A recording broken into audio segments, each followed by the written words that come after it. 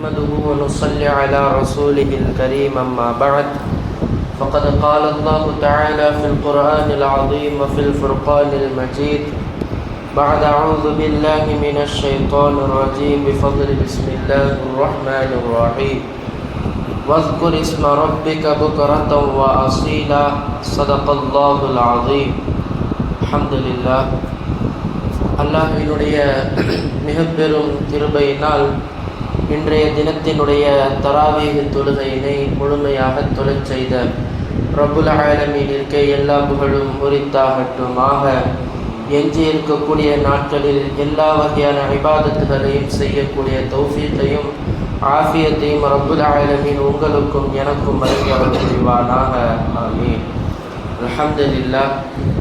அல்லாஹ்வினுடைய மிகப்பெரும் பேரருளால் இந்த ரமதானினுடைய இறுதி கட்டத்தை நாம் எல்லாம் அடைந்து விட்டோம்.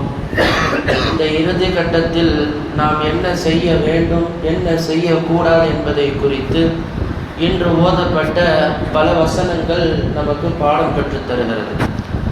இன்னைக்கு ஓதப்பட்ட சூறாக்கள் முழுக்க முழுக்க பல இடங்களிலே திக்ரை குறித்து ரப்புல் ஆலமீன் பேசுகிறார்.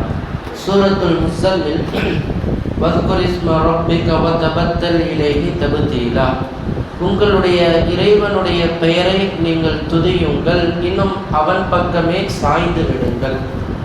அதே போல அடுத்த சூரத்து தஹரில் வஸ்குர் இஸ்ம ரப்பிக புக்ரத்தன் வ அஸீலா, நீங்கள் உங்களுடைய இறைவனுடைய பெயரை காலையிலும் மாலையிலும் நீங்கள் துதியுங்கள். இது ஒரு பிரச்சனைக்கான தீர்வாக அல்லாஹ் தஆலா சொல்றான். பிரச்சனை என்னன்னு சொன்னா, வைலுல் முத்தஃபிஃபின் சூரால அல்லாஹ் சொல்றான், கல்லா பல் ரான அலா குலூபிஹிம் மா கானூ யக்ஸிபூன், யார் பாவம் செய்கிறார்களோ, யார் அல்லாஹ்வினுடைய திக்ரை விட்டு தூரமாகுகிறார்களோ அவர்களுடைய உள்ளங்கள் திருப்பிடிக்கப்படுகிறது. அவர்களுடைய உள்ளங்கள் திருப்பிடிக்கப்படுகிறது. அப்ப யாருடைய உள்ளம் திருப்பிடிக்கப்படுகிறதோ இதுதான் பிரச்சனை. அதுக்குண்டான தீர்வை தான் அல்லாஹ் தஆலா முன்னால் ஓதப்பட்ட வசனங்கள்ல சொல்றான், நீங்கள் அது உங்களுடைய ரப்பினுடைய பெயரை துதியுங்கள்.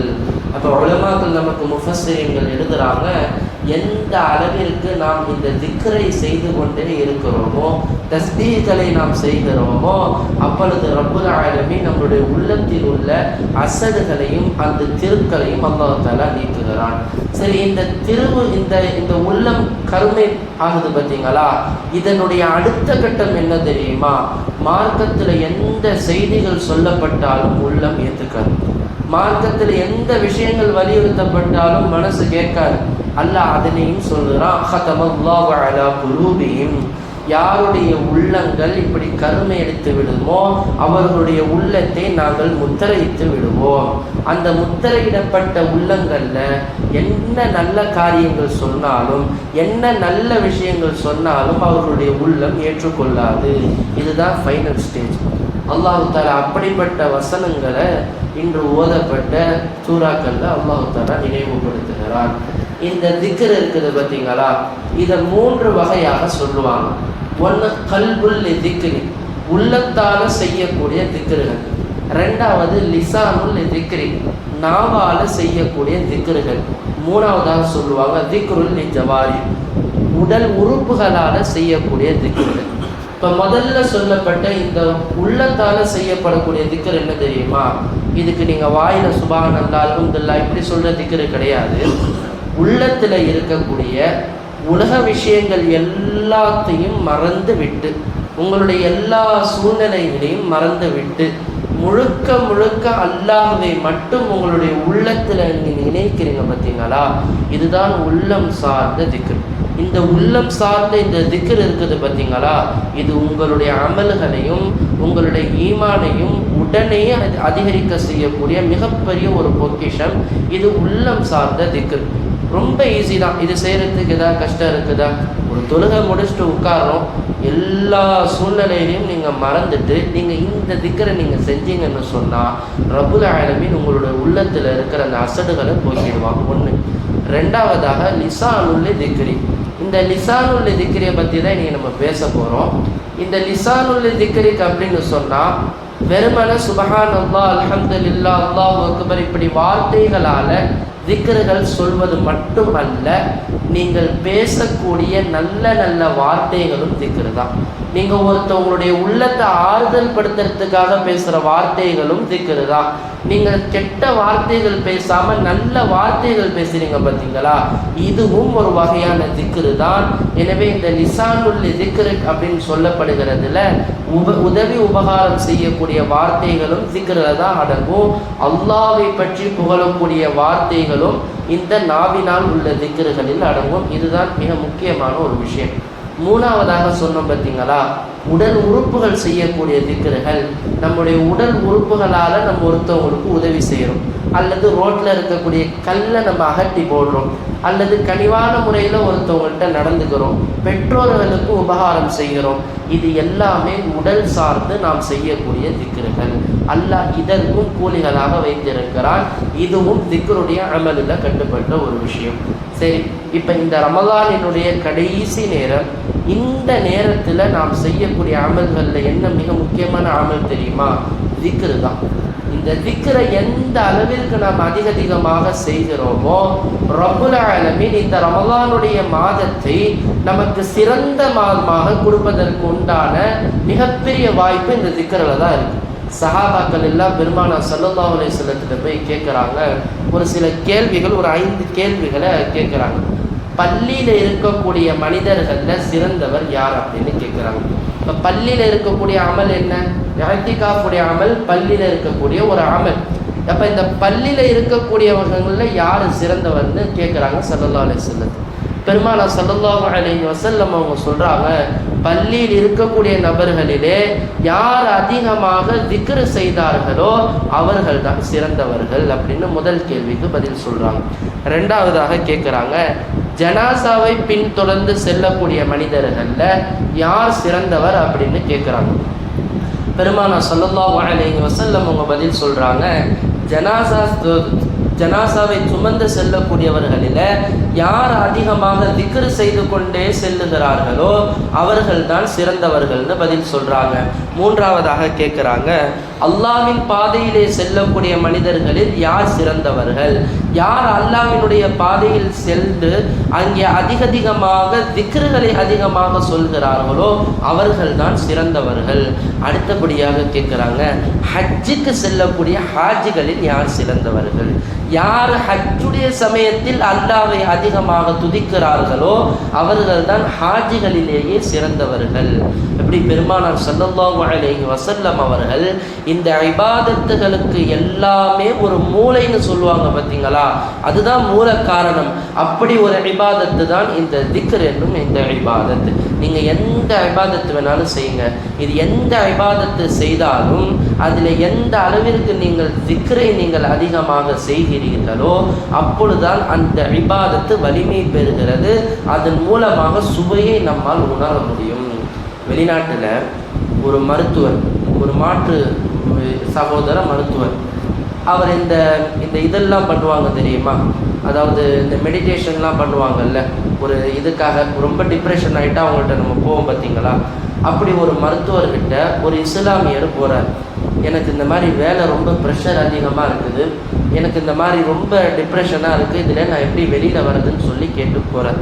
அதுக்கு அந்த மாற்று மத சகோதரர் இவர் சொல்கிறார், மருத்துவர் சொல்கிறாரு, உங்களுடைய குரான்லேயே இதுக்கு உண்டான தீர்வு இருக்குது, நீங்கள் என்னையை தேடி வந்தீங்கன்னு கேட்குறாங்க. அப்போ அவர் கேட்குறாரு, குரானில் என்ன தீர்வு, என்ன விஷயம்னு கேட்கும்போது அப்போ அந்த மருத்துவர் சொல்கிறாரு, இந்த உங்களுடைய குரானில் அல்லாஹ் என்ன சொல்கிறான், யா அய்யுஹல்லதீன ஆமனுஸ்தஈனு பிஸ்ஸப்ரி வஸ்ஸலா, நீங்கள் பொறுமையை கொண்டும் தொழுகையை கொண்டும் நீங்கள் அல்லாஹ்விடத்தில் உதவி கேளுங்கன்னு அல்லாஹ் சொல்கிறான் இல்லையா. இப்போ நீங்கள் உங்களுடைய பிரச்சனைகள்லாம் வருதுன்னு சொன்னால், இதே நீங்கள் வேறு மாற்று மதத்தினரின் இடத்த வந்திருந்தாருன்னா மெடிடேஷன்ற தியானம் செய்ய சொல்லி தான் நான் அவங்கள அனுப்புவேன். ஏன்னா ஒரு ப்ரெஷர்லேருந்து வெளியே எடுக்கிறது இவங்க தியானம் செய்கிறது மூலியமாகத்தான் அந்த ப்ரெஷர்லேருந்து வெளியில் வரும். இதுதான் உங்களுடைய குரான்லேயே இருக்குதே. நீங்கள் ஐவேளை தொழுகைகளை நீங்கள் செய்கிறது மூலியமாகவே உங்களால் உங்களுடைய ஸ்ட்ரெஸ்ஸு ப்ரெஷர்லேருந்து வெளியே வந்துடலாம். நீங்கள் போக உங்களுடைய குரானுடைய வழிமுறையை பின்பற்றுங்க, உங்களுக்கு அல்லாஹ் தஆலா லேசாக்கிடுவான்னு ஒரு மாற்று மத மருத்துவர் சொல்லி அனுப்பியிருக்கிறார். இந்த சொலாத்தும் திக்ரில் உள்ள ஒரு வணக்கம் தான். திக்ருன்னா என்ன? அல்லாஹ்வை நினைவு கூறுவது. அது நீங்கள் திருக்குரான் ஓதுவது மூலமா நினைவு கூறினாலும் திக்ரு தான், தொழுகையின் மூலமாக நினைவு கூறினாலும் திக்ரு தான், சதகாக்களின் மூலமாக நினைவு கூறினாலும் திக்ரு தான். ஆக மொத்தம் மனிதனுடைய வாழ்க்கைக்கு தேவையான எல்லா விஷயங்களும் ரப்புல் ஆலமீன் இந்த திக்ரில் வச்சிருக்கான். இந்த திக்ரு செய்கிறது ஏதாவது பெரிய கஷ்டமா? இருக்கிறதுலேயே ஆக லேசான ஒரு அமல்னு சொன்னால் அது திக்ரு தான். இஅ்திகாஃப்ல இருக்கிறவங்களுக்கு கூட நம்ம கடந்த ஆண்டு ஒரு வலியுறுத்தல் நம்ம சொல்லியிருந்தோம். இவங்க ரொம்ப பெரிய திக்ருலாம் வேணாம். பெருமானார் ஸல்லல்லாஹு அலைஹி வஸல்லம் அவங்க சொன்ன ஒரு அழகான வார்த்தை, அஸ்தக்ஃபிருல்லாஹ் அல்லதி லா இலாஹ இல்லா ஹுவல் ஹய்யுல் கய்யூம் வ அதூபு இலைஹ்.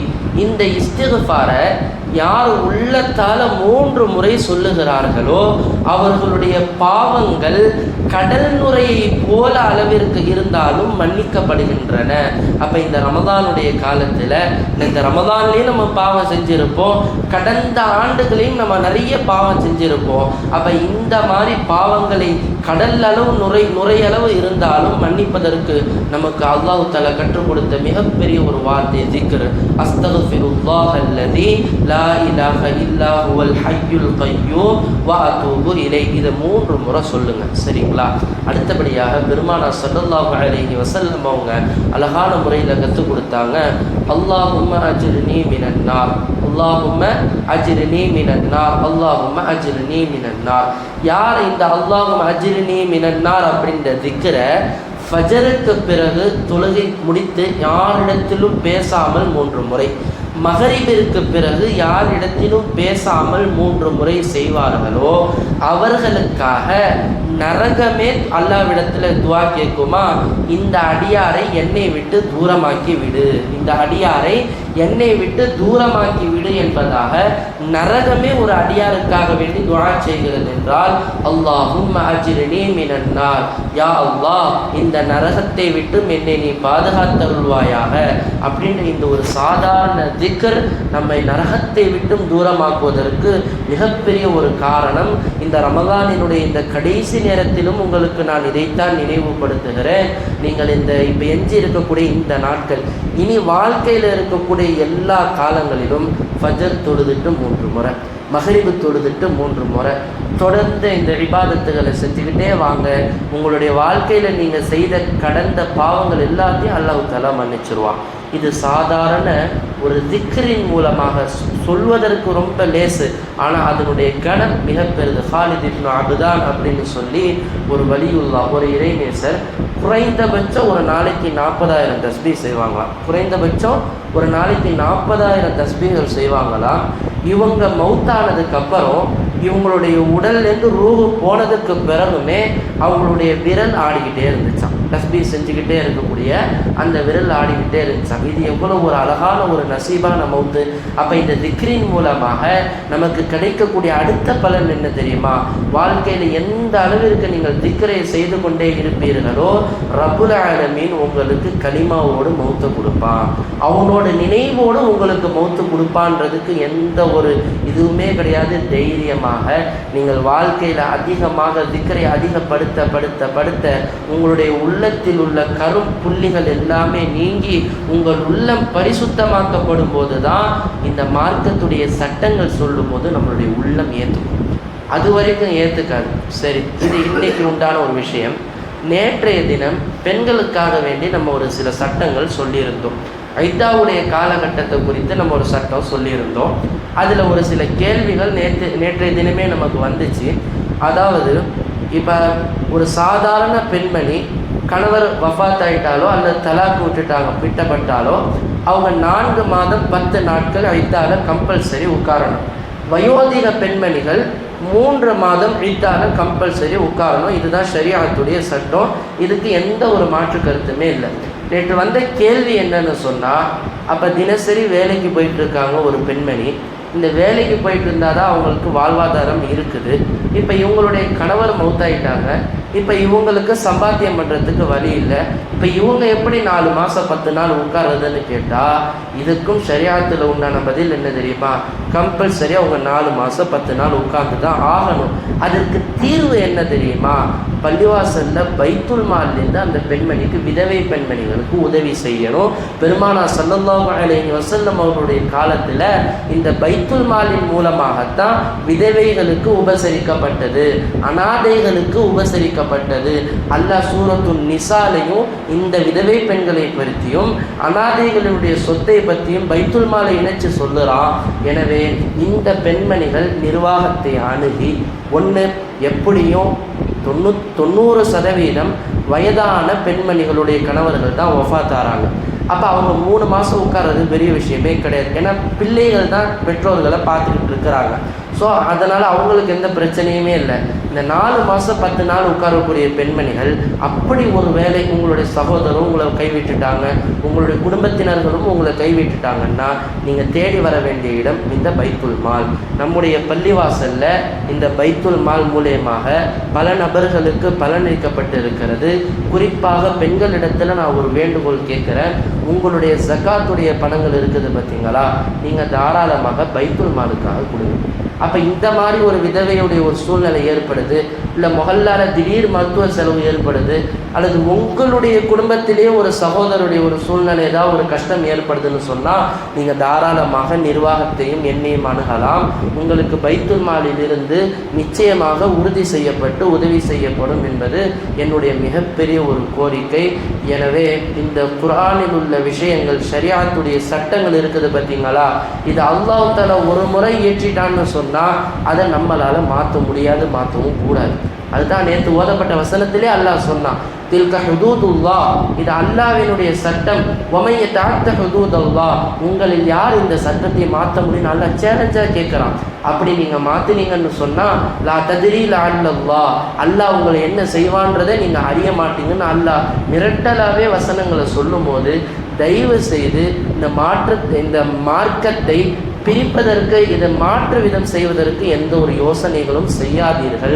தக்குவாவோடு நீங்கள் அந்த அமலை ஷரியாத்தை பின்பற்றினால் நிச்சயமாக அல்லாஹ் உங்களுக்கு உதவி செய்வான். அதில் எந்த ஒரு மாற்று கருத்தும் கிடையாது. எனவே இந்த ரமதானினுடைய இந்த இறுதி நேரத்திலே இந்த திக்ர் என்னும் அமலை அதிகமாக செய்யக்கூடிய தௌஃபீகை ரப்புல் ஆலமீன் உங்களுக்கும் எனக்கும் வழங்கி அருள் புரிவானாக. நம்முடைய உள்ளத்திலே இருக்கக்கூடிய கரும் புள்ளிகளை ரப்புல் ஆலமீன் முழுவதுமாக நீக்கிய புரிவானாக. அதே போல இந்த மார்க்கத்தினுடைய ஷரியாத்தை பின்பற்றக்கூடிய தௌஃபீக்கை ரப்புல் ஆலமீன் உங்களுக்கும் எனக்கும் வழங்கி அருள் புரிவானாக.